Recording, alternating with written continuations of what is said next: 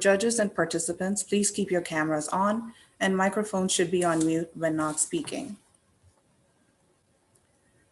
The Walker Health Law Moot would like to acknowledge that today's moot is taking place on the unceded and unsurrendered territory of the Algonquin people. Traditionally known as Anishinaabe, Algonquin people are the original inhabitants of the wide swath of territory along the Ottawa River. In Algonquin culture, it is appropriate for guests to acknowledge the hospitality of their hosts when entering their territory. With this tradition in mind, the Walker Health Law Moot respectfully thanks the Algonquin people for hosting us on their ancestral lands. Miigwech, thank you. This semifinal of the Walker Moot Supreme Court is now in session and is taking place in the R. Katzman courtroom. It is with great honor and privilege that I present the following justices who are presiding. Please bear with me if I mispronounce. Justice Larry Coven, Doctor of Dental Surgery. Justice Brittany Rizzo, McCaig-Borlaug. Justice Sherry Coven, Certified Family Mediator, RDH, Private Investigator. Justice Justine Smith, Norton Rose Fulbright. Justices of the panel, I present to you in today's matter before the court, speaking on behalf of the appellant, Ms. Armstrong, Emma Aggett, and Tony Pascale, and speaking on behalf of the respondent, Dr. Ward, Kaya Anderson, and Renee Taillieu. I believe Renee is not here in person with us. So I would ask the judges to please refer to the factum for her arguments. Her co-counsel Kaya is here. Vina, sorry. Renee is working extremely hard to get back in time. She thought that she didn't make it to the semifinals, so we tried to track her down. We got a hold, and she's working to make it back in time. So hopefully she joins us. Thank you. Okay, I will keep my eye out for her, and I will let you know. Okay. We are here today to determine the outcome and appeal before the court on the matter between Ms. Armstrong and Dr. Ward. Both the appellant and the respondent's counsel will have 30 minutes each in total, 15 minutes allotted to each council member to present their arguments to this court, including answering questions from the bench. The appellants will present their arguments first, followed by both respondents, and then a 3-minute rebuttal will follow by the appellant. I will signal to the court when there's 5 minutes left per speaker, and this is the signal. Appellants, will you be using your 3-minute rebuttal? Yes, we will be. Okay, thank you very much. The court now invites counsel for the appellant to begin. Good afternoon, justices. My name is Emma Aggett, and I am counsel for the appellant in this matter, Karen Armstrong. Our submissions today will demonstrate why the Court of Appeal in this case reached an incorrect finding that the trial judge erred in his articulation and application of the standard of care. I will be dealing with the first two issues of requisite standard of care and duty to rule out non-negligent causes. My co-counsel, Tony Pascale, will then make submissions on causation and standard of review. Altogether, our submissions will demonstrate why the court should set aside the judgment of the Court of Appeal and restore the trial judgment with costs throughout. My submissions have 3 main points. 1, the standard of care for medical practitioners in Canada is clear, and the trial judge correctly defined the standard of care based on the evidence provided to him at trial. 2, the trial judge was not using a goal-oriented approach in defining the standard of care. It is our submission that goals and steps are purely semantics in this case. And 3, the plaintiff does not have the duty to rule out all possible non-negligent causes. My first point starts with this honorable court's holding in Terneuzen versus Korn regarding standard of care.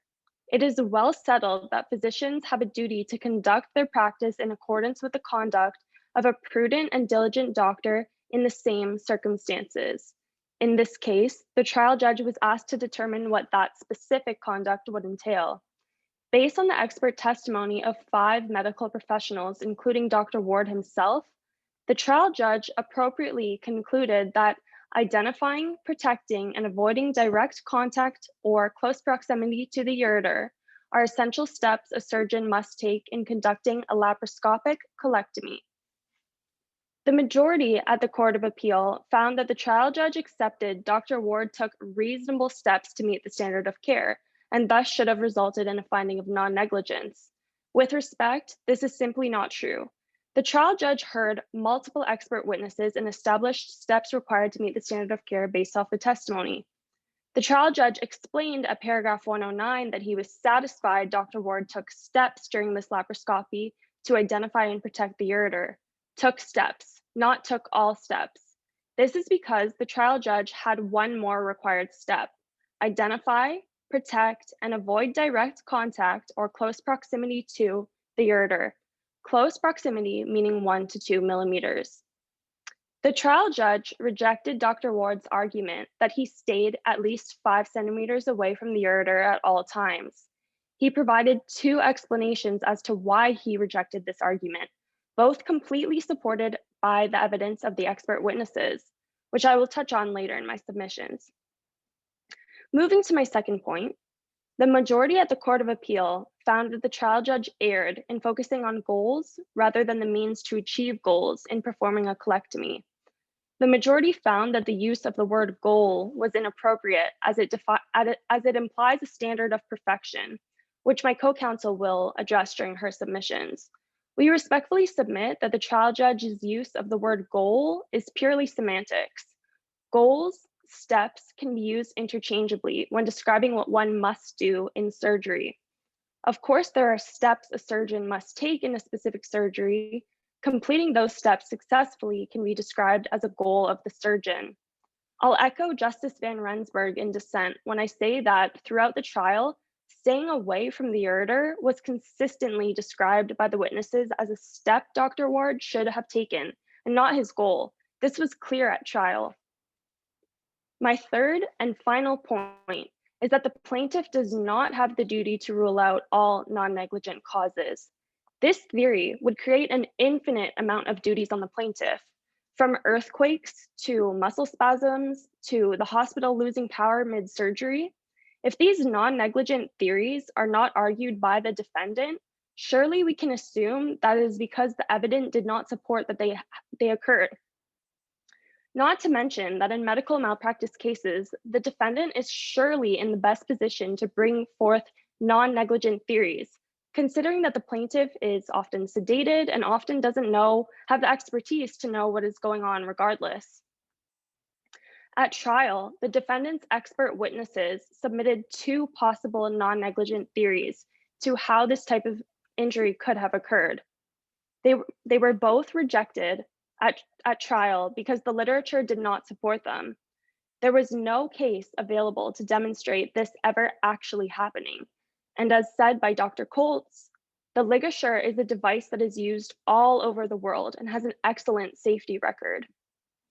Since these non-negligent theories were unsupported by the evidence and rejected by the trial judge, the plaintiffs need not take on the burden. It has already been taken care of.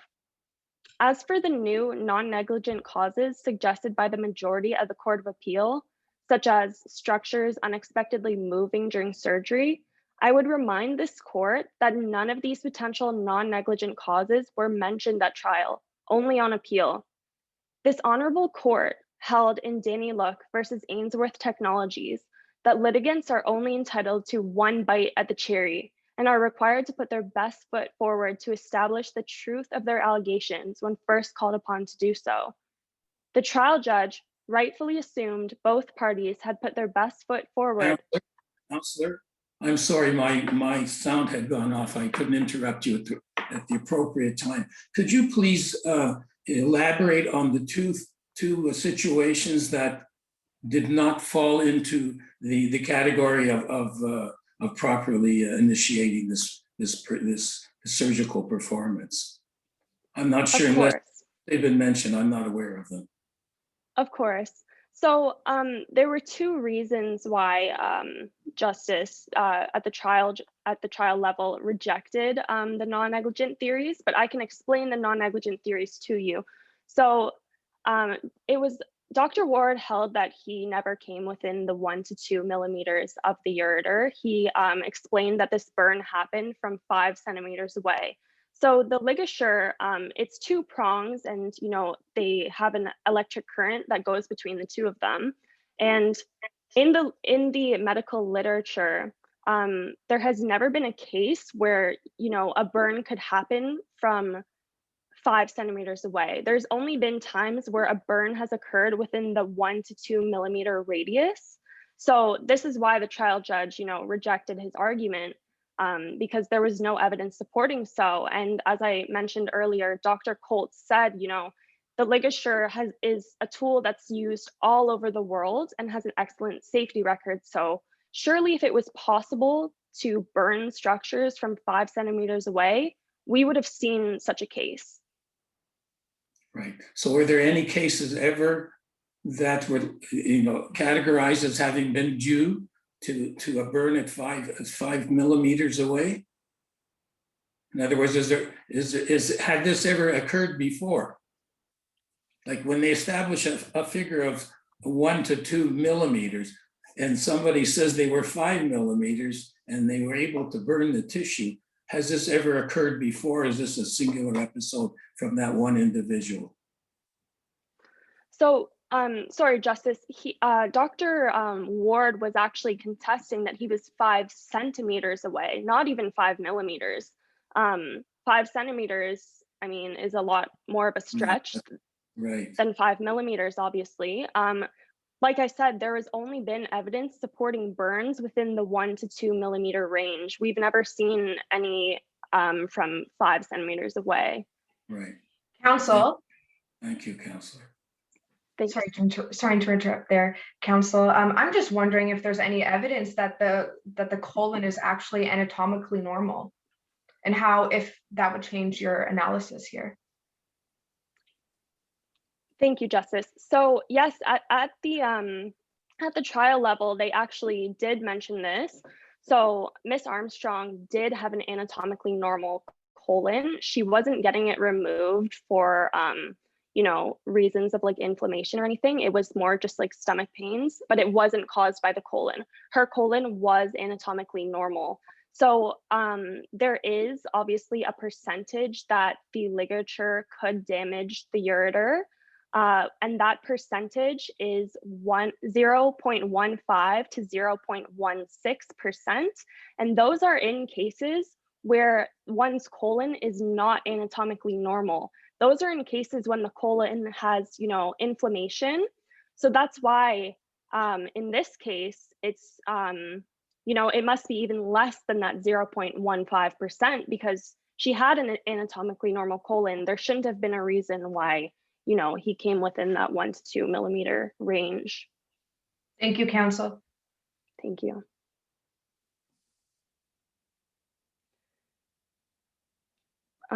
So to conclude my submissions, we respectfully submit that this court should set aside the judgment of the Court of Appeal and restore the trial judgment. The trial judge appropriately established standard of care and rejected non-negligence based on evidence and lack thereof before him. The trial judge did not use a goal-oriented approach to define standard of care. It was well recognized throughout the trial that staying away from the ureter was a step a surgeon must take while conducting a laparoscopic colectomy, not a goal. Finally, the plaintiff should not have the duty to rule out all non-negligent causes, specifically those not supported by the evidence and those not brought forth at trial. Subject to any further questions, that concludes my submissions.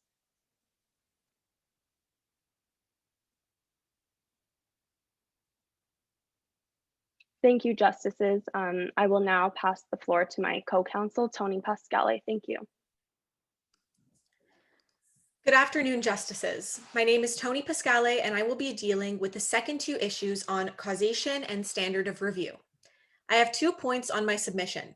First, the trial judge did not err in using circumstantial evidence to inform the standard of care. And second, the majority erred in applying a correctness standard of review rather than a reasonable standard of review. My first point follows that causation can be considered as circumstantial evidence to inform the standard of care. The issue at appeal surrounds the fact that they believe that the trial judge analyzed the cause of Ms. Armstrong's injuries before concluding that Dr. Ward breached the standard of care. The trial judge is to determine whether there was a breach of the standard of care before addressing causation. However, in some instances, determining what happened and how it happened could be relevant circumstantial evidence and help determine if there was a breach in standard of care. They had to analyze what happened to figure out if Dr. Ward did the thing he said he did not do, come within 2 millimeters of the ureter, and they had to do so on a balance of probabilities. In Kennedy versus Jackowitz, the court held that it is nonetheless open to experts and to the court to draw inferences of fact. It may be appropriate then for an expert of the court to infer from the nature of the injury what it was the surgeon did. There were a few possible explanations of how Ms. Armstrong's injury occurred that the trial judge assessed. The first was that Dr. Ward breached the standard of care and brought the ligature within 2 millimeters of the ureter, and the second was that he remained a safe distance, 5 centimeters.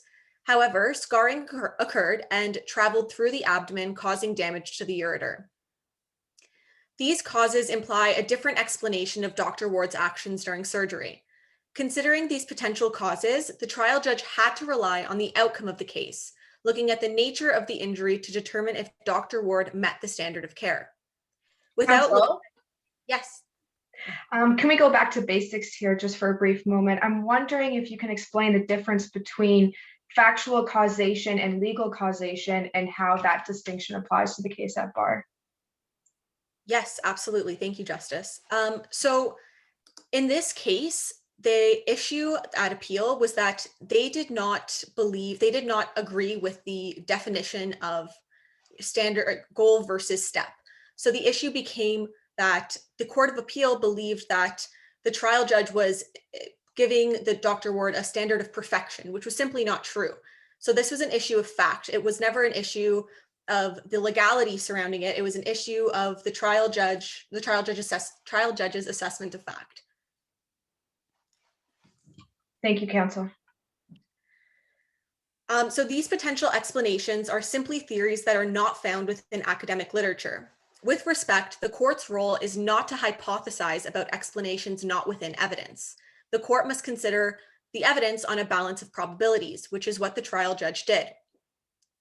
Considering the lack of firsthand evidence from expert witnesses brought forward, the more probable explanation is that Dr. Ward came within 1 to 2 millimeters of the ureter with the ligature. The majority held that this would be an appropriate analysis of the standard of care in this case, as thermal energy was circumstantial evidence of what happened. However, the majority held that the trial judge erred in considering the standard of care, leading them to state that considering causation would not have been an independent error in analyzing the case. In other words, the majority did not find issue with the fact that the trial judge considered causation in determining if the standard of care was breached. The Court of Appeal argues that using causation to define the standard of care risks creating a standard of perfection. First, the trial judge did not use causation to define the standard of care. This is not what we are arguing. The trial judge used it to inform the standard of care. The trial judge did not impose a standard of perfection. He found that although Dr. Ward maintained following the steps required to meet the standard of care, he had not met the final step required, staying 2 millimeters away from the ureter, which is proven by this injury. The trial judge heard expert testimony from 5 doctors, including Dr. Ward himself, all who agreed that the standard of care is to identify and protect the ureter, and the way in which you protect the ureter is by staying 1 to 2 millimeters away from it. This finding was supported wholly by the evidence at trial. Staying 2 millimeters away from the ureter was not a goal of this surgery, but an essential step. Using circumstantial evidence disproves the fact that the trial judge expected perfection. In fact, the trial judge rejected the statement that there should be 0% chance of injuring the ureter if following these steps because he did not want to impose the standard of perfection. It is argued that the trier of fact must consider whether what was done breaches the standard of care, not use the evidence of what happened as the standard of care. Respectfully, the trial judge does not do this. The trial judge simply expected Dr. Ward to protect the ureter by remaining 1 to 2 millimeters from it, and based on the evidence at hand, he did not. Given the competing theories proposed at trial, the trial judge could not have determined what Dr. Ward did without first considering how the injury occurred. Counselor, Yes. was there any pathological report done, any pathology report done on the ureter after it was removed to confirm that indeed, yes, it had been burnt? I'm sure they would have gone into that. Is that evidence available to you? Can you repeat the question, please, Justice? Sorry. After the ureter was removed, they would have no doubt done a pathology report on it, which would have confirmed, yes, indeed, it had been burnt, or no, it hadn't been burnt. There was another reason for this whole situation to have developed. Is that a report available to you? Or was it must have been available to the courts. Was it mentioned at any time? So the damage to the ureter did suggest a burn. However, Was that confirmed in the pathology report? I have to say I'm not 100% certain if it was confirmed in pathology, but I do know that it was not in the, it was not in the evidence of the report. I can confirm that. So the issue was, though, there was no other way for this exact injury to occur. Counsel, I'm just going off of that. Actually, I have another question in addition to it.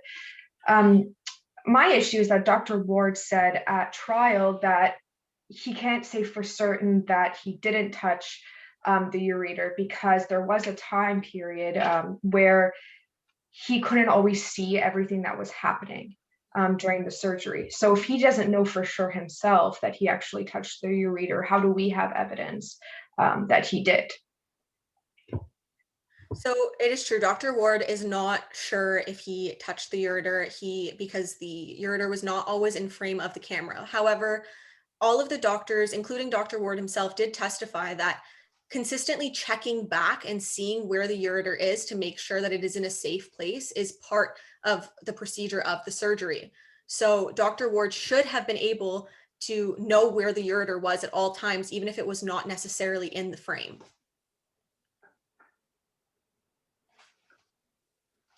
Okay. So moving to my second point, standard of review is a question of law reviewed for correctness, and the court must consider mixed fact and law to review for errors that are palpable or overriding. The majority erred in applying a correctness standard of review and should have instead applied a reasonable standard when considering the trial judge's findings. Counsel, I have to interject here. Wasn't the Court of Appeal stating that the trial judge erred as a matter of law and that he conflated the causation issue with the standard of care issue here? Yes, so the Court of Appeal were arguing that exactly. They believe that because they believe that it was a matter of pure law, which it was not. It was a matter of semantics. It was the Court of Appeal just simply did not understand what the trial judge meant when they were talking about goal versus steps. They believed that the trial judge was suggesting that a goal of the surgery was not to protect the ureter when it was just one of the steps in the surgery. Well, I think the Court of Appeals analysis goes a bit further than that. I think what they're really saying here, it's not, I understand your point on the semantics, but that doesn't really solve what I'm asking you now, is that the causation issue and the breach of the standard of care issue, those are separate, semantics aside. So how is that, to me, which looks like a pure question of law, now being assessed on a reasonable standard? So the issue at hand is that there is an absence of palpable and overriding error. So the Court of Appeal, when they were looking at what the trial judge submitted, they overturned it based on their interpretation of evidence. So it was not actually an issue where the trial judge said the standard of care incorrectly or conflated causation with standard of care. That was just what the Court of Appeal believed it to be. So unfortunately, they started looking at it as a matter of pure law when it was not. It was just a matter of the facts being not understood completely by, like, what the trial judge decided being understood completely by the Court of Appeal. Thank you, counsel. The majority erred in applying a correctness standard of review, and it should instead have applied a reasonable standard when considering the trial judge's findings. It is important to note that a court of appeal must have substantial reasons for overturning a trial decision and must take more than a different view of evidence into account, which they did not. Hussein versus Nicholson states that what appears to be a question of mixed fact in law can simply be an error of pure law, which requires a standard of correctness. The issues that the Court of Appeal had with the trial judge's decision is not an issue of pure law. It was an issue of semantics, as my co-counsel discussed in her submissions. The majority in Hussein states that the appellate courts must be cautious in finding that a trial judge erred in law in their determination of negligence, and it is often difficult to extricate the legal questions from the factual. Where the issue on appeal involves the trial judge's interpretation of the evidence as a whole, it should not be overturned absent palpable and overriding error. The majority determines that had the trial judge worded the standard of care differently, not changed the meaning, but changed the wording, the submissions would have been accepted by the Court of Appeal without dispute. This is not palpable or overriding error. In Cooper versus Floyd, the Court of Appeal and the trial judge differ in their holding of the case because they interpreted the evidence differently from each other. The court held that it is reasonable for the Court of Appeal to review, re-examine, and re-weigh evidence provided, but they must also come to a reasonable conclusion, in which case the trial judge's findings in Cooper was not unreasonable. Like this case, the majority erred in not accepting the trial judge's explanation of the standard of care as a goal. Overturning the trial judge's holding should not occur in absence of palpable and overriding error. In Hassan versus Anvari, Dr. Anvari submitted 2 non-negligent explanations for the patient's injury sustained during surgery, and the Court of Appeal rejected the argument made and determined that the trial judge was entitled to reject these options based on evidence. The court in Hassan rejected these options and considered them to be speculation, similar to Justice Van Rensburg's dissent in stating that there was no evidence to support Dr. Ward's non-negligence option. Having differing opinions surrounding conclusions of cases is anticipated. However, the finding of facts will remain the same. In Benaim versus Saint Germain, the court holds that trial judges are immersed in evidence. They hear viva voce testimony and they are familiar with the case as a whole. Their expertise in weighing large quantities of evidence and making factual findings ought to be respected. The trial judge's position is to hear these testimonies in court and determine if they are of value to the case. In medical negligence cases, medical expertise is crucial to coming to a result, and considering the expert witness preference of the trial judge is imperative. The trial judge had evidence to support their holding. However, the majority did not respect the findings, which usurps the trial judge's role within the court system. As the dissent states, deference is owed to the trial judge on all findings other than on questions of pure law. Semantics does not constitute as palpable and overriding error, and therefore the majority erred in the application of the standard of review, and the court should overturn this decision to reflect that of the trial judge. To conclude my submissions, we respectfully submit that this court should set aside the judgment of the Court of Appeal and restore the trial judgment. The trial judge appropriately considered circumstantial evidence in informing the standard of care and in determining how Ms. Armstrong's injury occurred. The majority at the Court of Appeal erred in applying a correctness standard of review, as semantics does not constitute as palpable and overriding errors. Subject to any further questions, that concludes my submissions. Counsel, do you think that you're setting too high expectations for surgeons in Ontario? Because we also have to consider the impact that this decision will have on the medical profession, a profession that's incredibly important for a healthy society, right? Mm-hmm. I do not think that we are holding physicians to too high of a standard at all. We are not saying that things don't happen. You know, if there was an earthquake and that was brought forward at trial, obviously that would be a non-negligence option, and the doctor wouldn't be held to that same standard. But when the standard of care is to identify and protect the ureter, and those are very important steps in a surgery, then it's expected that the doctor will do that. I mean, how do you protect the ureter? It's by staying 1 to 2 millimeters away from it. So did he really fulfill that final step if he actually burnt it? Thank you, counsel. That concludes my submissions. Thank you. Thank you. The court now invites counsel for the respondent to begin. Thank you. Good afternoon, Justices. My name is Kaya Anderson, and this is my co-counsel, Renee Taillieu. Today, we will be representing the respondent, Dr. Colin Ward. I will begin with a brief roadmap, followed by our submissions. First, I will be explaining why the Court of Appeal correctly fixed the legal mistake that the trial judge made by defining the standard of care as a goal. Second, I will turn to the question of standard of review and why the appropriate standard to be applied is one of correctness, because the trial judge made a legal error and not a factual error. My co-counsel will then explain why causation should not be used as circumstantial evidence to inform the standard of care. Lastly, she will explain that the Court of Appeal was correct in their statement that the plaintiff can have a duty to rule out non-negligent causes.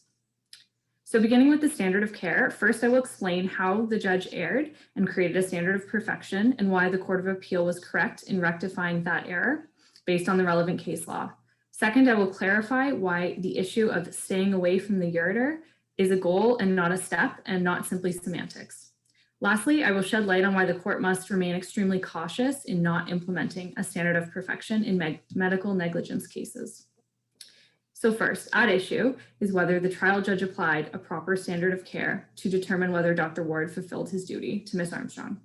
Unfortunately, the trial judge erred and created a standard of care based on results and not on means. The Court of Appeal corrected this error, and using the trial judge's findings of fact, they found that Dr. Ward was not negligent. So to determine the correct standard of care, one must ask whether the defendant behaved as a reasonably prudent and diligent fellow professional would under similar circumstances. So the trial judge began his conclusion with these very determinations and found that a reasonably prudent and diligent professional would take steps to identify, protect, and avoid the ureter in his conclusion using the expert evidence presented on trial. These steps, including checking and rechecking the location of the ureter, steps that the trial judge found Dr. Ward to have followed. So, however, instead of using these steps as the standard of care, he ultimately incorrectly concluded that it would be a breach of standard of care to touch the ureter or come within 1 to 2 millimeters of it, making the standard of care dependent on achieving the goal of not coming within 1 to 2 millimeters of the ureter. In doing, but counsel, Dr. Bernstein testified at trial that if a surgeon took all of the necessary steps to identify and protect the ureter, the same steps that Dr. Ward and Dr. Hagen also provided and explained at the trial, then an injury to the ureter just would simply not occur, especially if the patient's colon was anatomically normal. But it did in this case. So how do you explain that? Certainly. So I would explain that by stating that the other experts said that there was, so Dr. Ward and then additionally our experts said that the standard of care would be met, and that if they followed these steps that within the standard, that an error still could occur, and then that error would simply be an error and not a case of medical negligence. And in addition to that, we would state that, pardon me, I've lost my train of thought, but essentially I think that our evidence also presented that there is a standard of care that if followed, an error still can occur, and that error doesn't necessarily mean it's negligence. And I think that's also shown in the fact that there was still that 1% margin of error, and the trial judge left it open, did not say that if the ureter is injured, that is medical negligence, and left that window open. So we're suggesting that Dr. Ward is within that window where it may be a small percentage, it may be a small fluke, but that fluke still can exist, and we don't want to penalize him for that small error that's not negligence. Does that answer your question? Thank you, counsel. Yes. So the applicants propose that the standard of care is not predicated on a goal and refer to the difference between a step and a goal in their factum as simply semantics. However, we submit that this is incorrect because not injuring is a standard of means, is not a standard of means. How do you achieve the goal of not injuring? That is by trying to stay away from the ureter through the use of periodic checking and rechecking. That is a step. That's a step that Dr. Ward did take. And we propose that there, in fact, is no step that Dr. Ward did not follow if the legal mistake is corrected. So case law is clear in this regard. It's a legal error to create a standard of care that is predicated on a result or a goal. In Faloka and Pinkertons, the trial judge found that any unauthorized person entering the mine that Pinkertons had been hired to guard would be a breach of the standard of care, regardless of the reasonable steps the Pinkertons took to prevent that from happening. The Supreme Court said that the standard of care created by the trial judge was incorrect because it was an absolute standard. Of course, here the scale is much, much smaller, but essentially the same mistake was made by the trial judge, that the result or presence of something signaled negligent actions. So this is a very attractive inference to draw because it's deceptively simple. However, courts have repeatedly cautioned about the danger of this inference in medical negligence cases. So for example, the Supreme Court of Canada in Saint-Jean and Mercier cautioned against using this erroneous goal-driven approach because it runs the risk of focusing on the results rather than the means. And as we know, professionals have an obligation of means, not an obligation of results. So this same sentiment was echoed by the BC Court of Appeal in Carlson and Sutherland.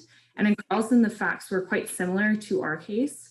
The trial judge inferred that because the surgeon had inadvertently cut 2 blood vessels, that negligence was prima facie established. So the BC Court of Appeal corrected the trial judge's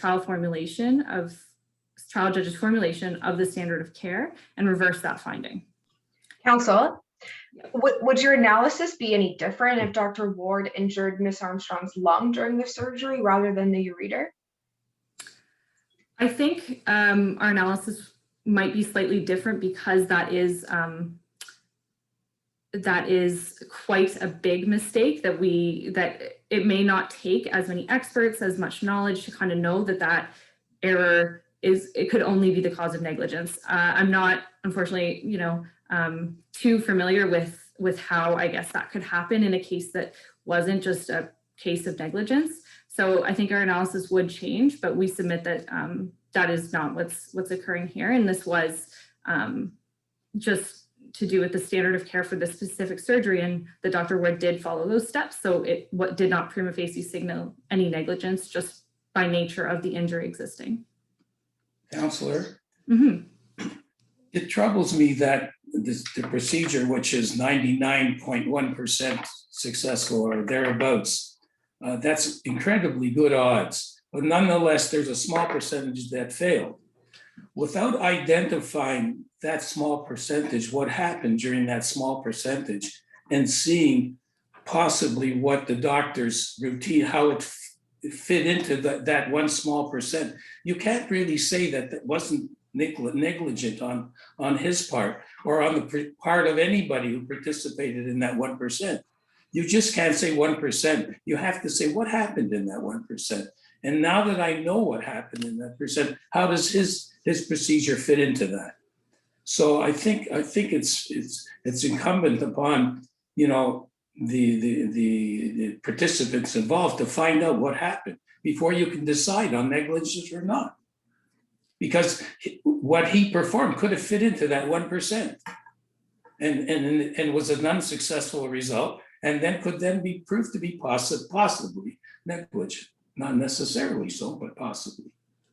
Certainly, and I think that is kind of emphasizing why going through the standard of care analysis is so important, because I don't believe we are always in the position to know necessarily if the doctor has followed that standard of care that other experts have agreed on.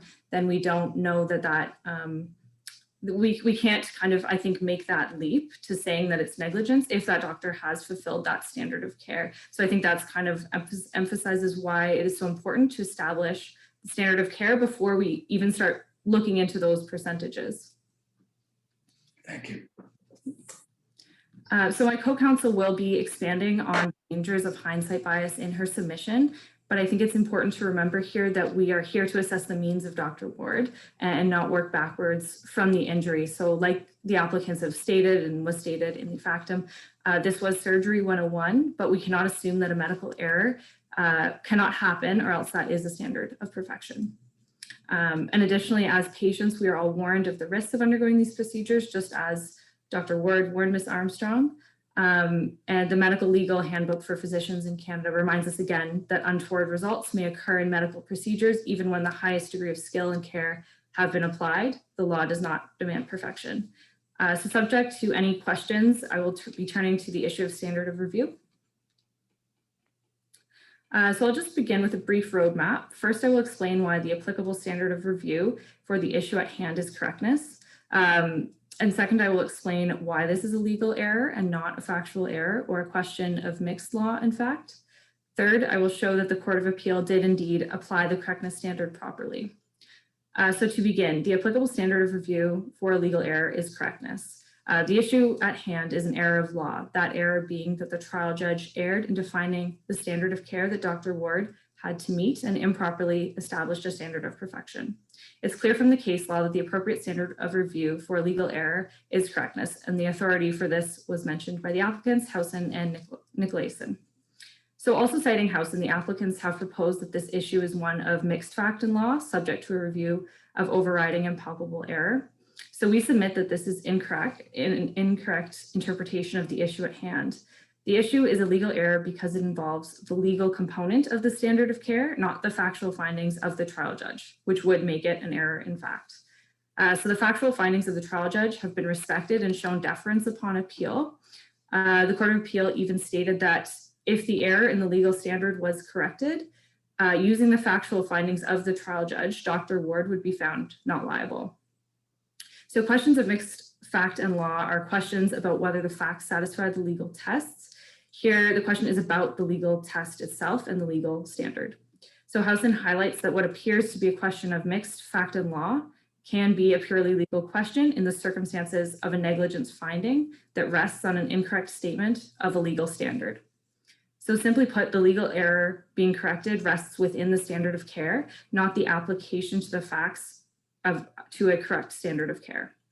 So the Court of Appeal made it very clear that this was the standard that they applied in their language and their reasoning. Their conclusion also supported that this is a question of pure law being corrected. And again, they did show great deference to the trial judge's factual findings. And we do not dispute the factual findings of this case, only the standard that the judge imposed. So subject to any remaining questions, that concludes my submissions. And I will turn the floor to my co-counsel. Good afternoon, Justices. My name is Renee Taillieu, and I am co-counsel for the respondent physician, Dr. Colin Ward, along with my co-counsel, Kaya Anderson. I will now present our next two arguments. First, I will argue that the Court of Appeal was correct in their finding that the trial judge erred in using causation as evidence to determine the standard of care. Second, I will argue that the Court of Appeal was correct in their statement that a plaintiff can have the duty to rule out non-negligent causes in some cases. So firstly, I will address the issue of conflating the causation analysis with the standard of care. The trial judge incorrectly used causation as evidence to inform the standard of care, and the Court of Appeal appropriately identified this error. Tort law is grounded on the principle that the elements of negligence must be found sequentially, and that if one element cannot be proven, the analysis cannot proceed. Thus, causation should only be examined once a breach of the standard of care has been found. Despite his correct statement that courts are required to determine what the standard of care is and whether it has been breached before analyzing causation in light of such a finding, the trial judge went on to use the inference that Dr. Ward caused the injury to Ms. Armstrong's ureter to inform the standard of care as being to identify, protect, and avoid direct contact with or close proximity to the ureter. Justice Pachaco correctly identified this error, finding that had the trial judge applied the correct standard of care, he would not have needed to conflate the issue of causation with the standard of care decision. Counsel, Yes. Can you please explain how we can establish whether the standard of care was breached if we don't know how the injury actually occurred? So the standard of care, there were multiple steps that were put forward by both the applicant's experts and our experts, which involved consistently checking and rechecking the ureter. So the reason standard of care is analyzed before causation is that if the surgeon had met all of the steps, had checked and rechecked the ureter, had performed the rest of the surgery properly, then causation would simply not be analyzed and the injury would not be negligence. It would have been a mistake. So as I will discuss later, looking at causation before standard of care and assuming that the physician was negligent and caused the injury, and then defining the standard of care as don't cause the injury is not appropriate in negligence cases. And there is a reason why we are supposed to determine the standard of care first before causation. Counsel, is it not possible in this case to not necessarily be looking at causation first, but really be looking at causation as a way to assist in determining whether the standard of care was breached in this case? So yes, the Court of Appeal, which we agree with, did state that in some cases it is useful to look at circumstantial evidence to determine the standard of care, but we submit in agreement with the Court of Appeal that had the trial judge properly conceived of the standard of care in the first place, that he would not have needed to look at the causation of the injury in order to determine the standard. Okay. So generally, the use of causation as circumstantial evidence to inform the standard of care has been rejected. In McCardle Estate and Cox, the court stated, "It is a critical fault to reorder the negligence analysis by placing causation before that of the standard of care. How can a judge decide whether, but for the defendant's substandard action, the plaintiff would not have been injured, if the characterization and application of the standard of care depends on the causation decision? The suggestion that causation be analyzed before standard of care truly is putting the cart before the horse." In Bafaro and Dowd, Justice Laskin explicitly rejected the appellant's arguments that the trial judge erred by not considering causation before the standard of care. Specifically, the appellant argued that the trial judge should have made a finding of fact that a burn caused his fistula so that he could use this evidence that the physician breached the standard of care by failing to detect the burn. Similar to Bafaro, the Court of Appeal, Justice Pachaco in this case, found that the trial judge had erred in looking at the cause of Ms. Armstrong's injury to her ureter before determining whether the standard of care was breached. The Court of Appeal correctly identified this error. This error illustrates the phenomenon of hindsight bias, which manifests in the tendency to exaggerate the extent to which a past event could have been predicted beforehand. Since medical malpractice cases always examine the care of the physician retrospectively, judges and jurors ought to be mindful of hindsight bias when rendering a verdict. So what exactly are you proposing is the hindsight bias here? Is that the judge assumed that negligence caused the injury, that he assumed that Dr. Ward came within 2 millimeters, burnt and touched the ureter with the ligature, caused the injury, and then he went back and defined the standard of care as don't cause the injury, essentially. Counsel? Yes. If negligence didn't cause it, what did cause it?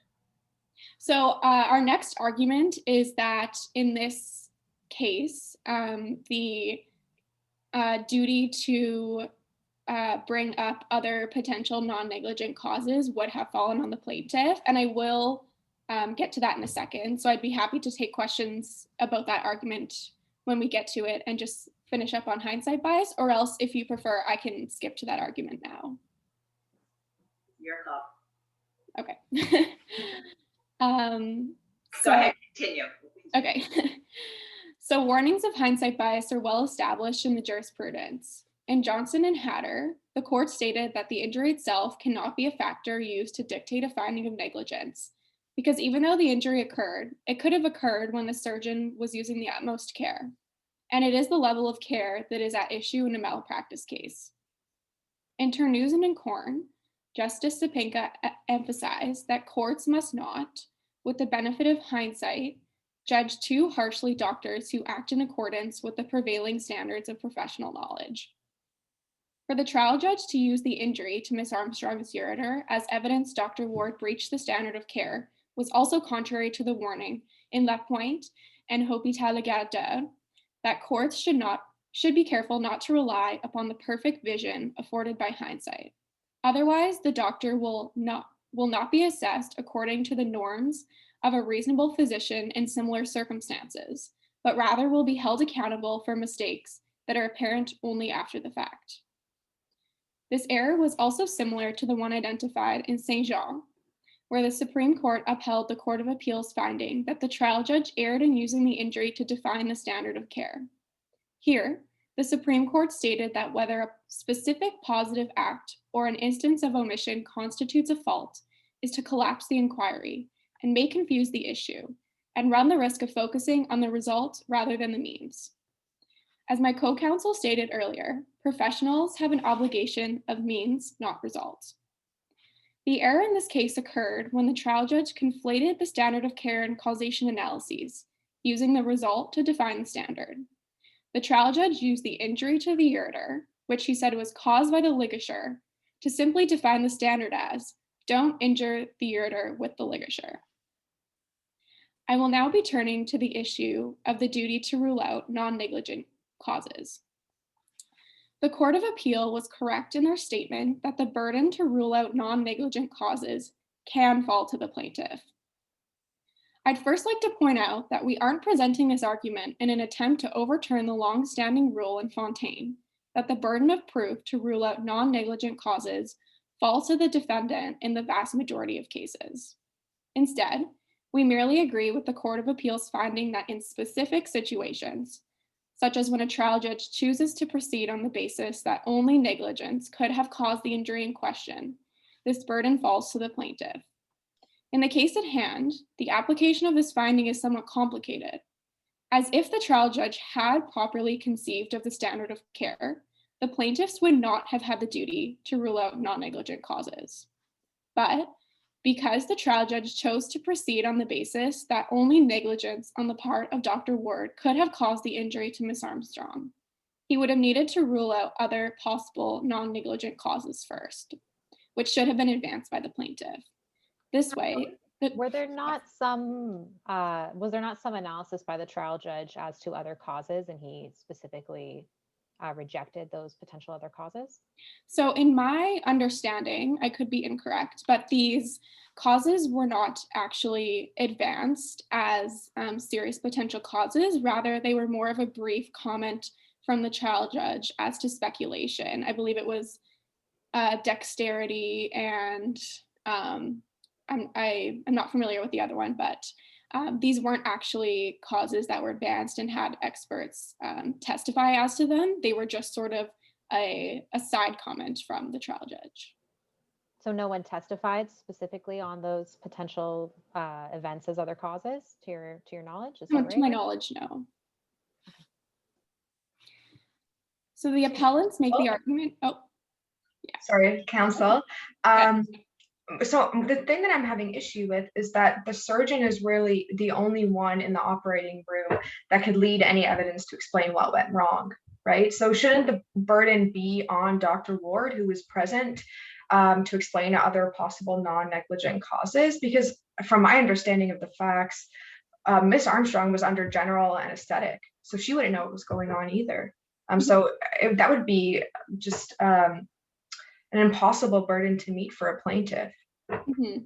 So in our submission, if the trial judge had properly conceived of the standard of care, you're right. The plaintiff would not have had to advance non-negligent causes. It would have been on the defendant, like it is in the majority of cases, but we concur with the Court of Appeal, Justice Pachaco's reasoning that I believe it would have just have been sort of an error that led to a very specific situation in the way that the trial judge proceeded about the analysis, that it would have led to a situation where it would have been one of those rare places where the plaintiff would have had to adduce evidence of possible causes. And we also submit that similar to the way that the plaintiff has experts that testify about whether it was negligent, they also could have had experts who were also general surgeons testify as to use their own knowledge from their own surgeries, testify as to potentially what else could have caused the injury. Counsel, maybe I'm misunderstanding your argument, and let me know if that is the case, but doesn't that create a bit of an internal flaw in that the plaintiff then has to predict how the judge will assess the evidence before them and not know what evidence they might also additionally need to bring before the court in order to determine causation? Mm-hmm. Yeah, I would definitely agree this is a flaw. I will admit that this is our weakest argument, and we ask that the judges don't decide the case based on this argument, but we do agree with the reasoning of the Court of Appeal that because the trial judge started off with an error in defining the standard, that this would have then led to another error, which would have resulted in the plaintiffs having to have the burden, which they normally don't. The burden is normally on the defendant, would have been on us to provide a defense as to other possible non-negligent causes of the injury. Counselor, am I led to believe that in the operating room there was a screen, a TV screen available so that everybody present was privy to what was going on? So not just the practitioner himself, but nurses and the ancillary staff, they would have been privy to the procedure. If the ureter was no longer visible, then for certain it was beyond the 1 to 2 millimeter distance. So it wasn't a concern. So I would think that there are other people who were aware of what happened, would have seen him approach the ureter if that was indeed the case. Mm-hmm. These witnesses weren't called at trial, but in hindsight, we should have called them to testify, because to my knowledge, there is, you're right, in laparoscopic surgeries, it is projected onto a screen. So there would have been other residents and other surgical staff that could have seen whether he came within 1 to 2 millimeters. I'm not sure as to why we didn't call them to be witnesses at trial, but that definitely would have been helpful, because it definitely wouldn't just have been Dr. Ward in the operating room. Thank you. Okay, so the appellants make the argument that placing the burden of proof on a victim in a negligence case is unjust, since the patient, as we discussed, usually does not know the details of how the surgery proceeded and would be under general anesthesia. So generally, we agree with this point. It is much more difficult for the patient to know what occurred during their surgery than the physician who performed the surgery. That's why in the majority of cases, the plaintiff only has to provide enough circumstantial evidence for the judge to make an inference of negligence, and the defendant has to provide evidence to the contrary. But it is also important to bear in mind that it is not the plaintiff, but their expert that would provide the evidence of this. So surely other general surgeons are capable of providing evidence of possible non-negligent causes. For these reasons, we respectfully request an order dismissing the appeal before this court and upholding the judgment of the Ontario Court of Appeal in favor of the respondent physician, Dr. Colin Ward. Thank you.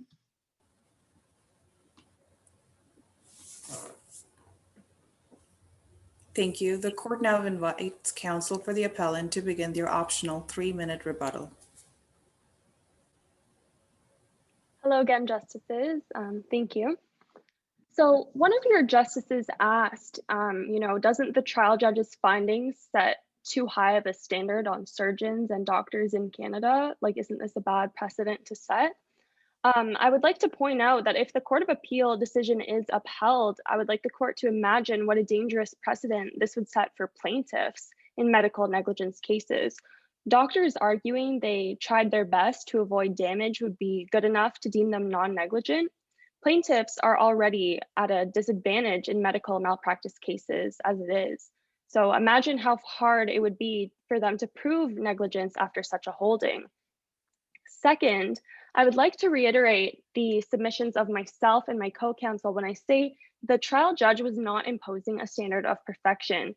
We acknowledge the risk was low, obviously very low, and low risk, of course, does not mean no risk.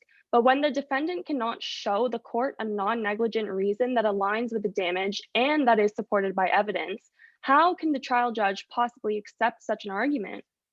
The majority found that it would be unjust to hold Dr. Ward to a standard of perfection in not damaging the ureter. Let me remind you the evidence of Dr. Ward's own expert witnesses. Dr. Hagen is a surgeon called by the defendant, where he reiterated that the standard of care was to identify and protect the ureter, which he claimed would ensure the ligature would not come within 2 millimeters of the ureter if the steps were followed properly.